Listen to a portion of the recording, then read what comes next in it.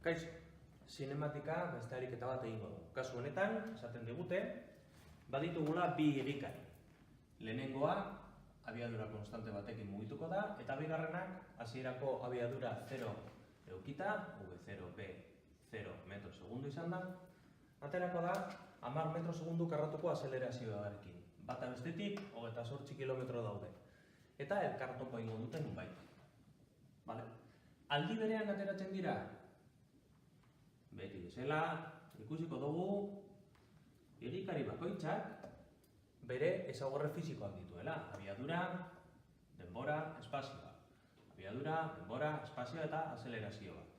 Hau, egidura zuzen uniformea denez, azelerazioa 0 da, eta hau egidura zuzen uniformeki azeleratua denez, azelerazioa bat agertzen da. Goiko ekuazioak erabiliko ditugu, dagokien zenbakiekin. Vale? Ariketa honetan zer gertatzen da? Biak aldi berean ateratzen direnez, bi egikariek denbora bera edukiko duten mugimenduan egoteko. Honek egiten du SA eta honek egiten du SB. Eta guztira, S, 28 kilometroak bien artean egindako espazio izango da. Vale? Egidura zuzen uniformean, SA izango da VA, bider TA izango da VA, bider T. Orduan SA izango da 10 metro segundu, bider T.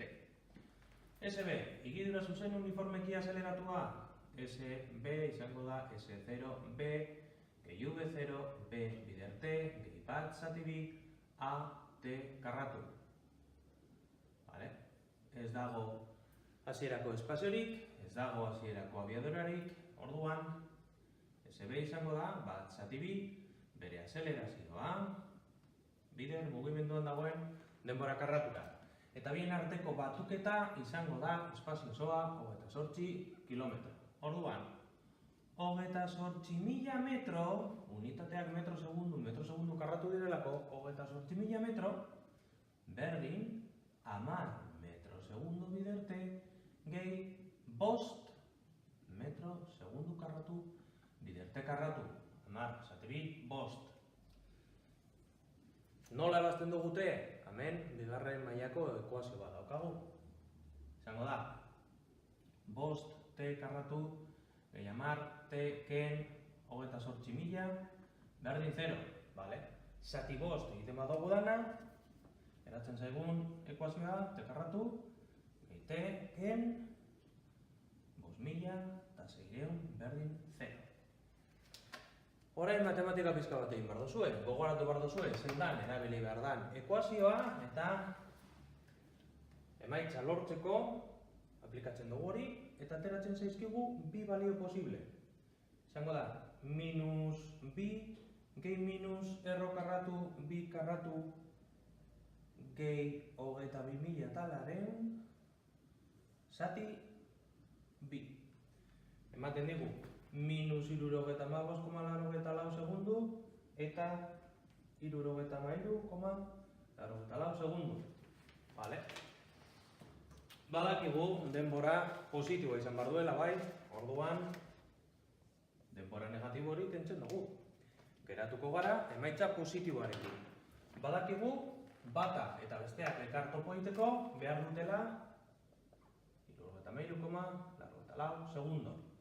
Vale? SA-ak egindako espazioa izango da bere abiadura, bider denbora, bere abiadura, bider mugimenduan dagoen denbora.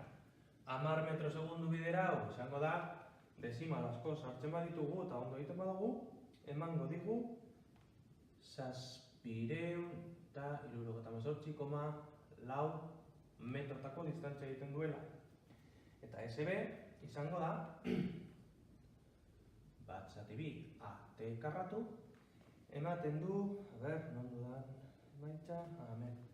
Zenbakiak sartzen baditugu, ematen du 27.291,728 metro. Guztira, SA gehi SB ematen du 28.128 metro.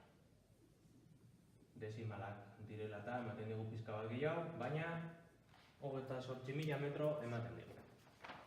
Orduan ariketa honetan egin duguna, beti bezala, lehenengo marraztu dugu, ikusi dugu zer dan gertatzen dana, egikari bakoitzak dituen ezaugarri fisikoa jarri ditugu dagozkionak.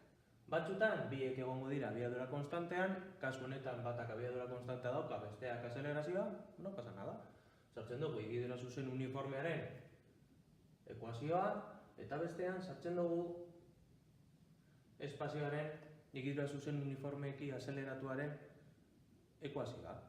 Egikari bakoitzak bere mugimendua dauka, jarri behar diogu dagokiona, eta gero ikusi behar dugu bien artean zer egiten duten. Begiratu berriro bideoa, klasean galdetu, saia zaitezte dana ondo ulertzen, eta aurrera.